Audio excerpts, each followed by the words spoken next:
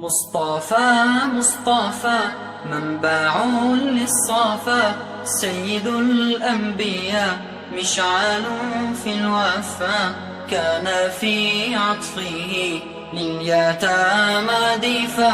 حن قلبي له فاض شوق إليه، ليس أرجو سوى شربة من يديه. الصلاة عليه والسلام عليه، للسماء ارتقى فأتى بالنقى، وغدا وجهه نيرا مشرقا. كان من عفوه حين حان اللقاء، قال فلتذهبوا أنتم الطلقاء. مصطفى مصطفى منبع،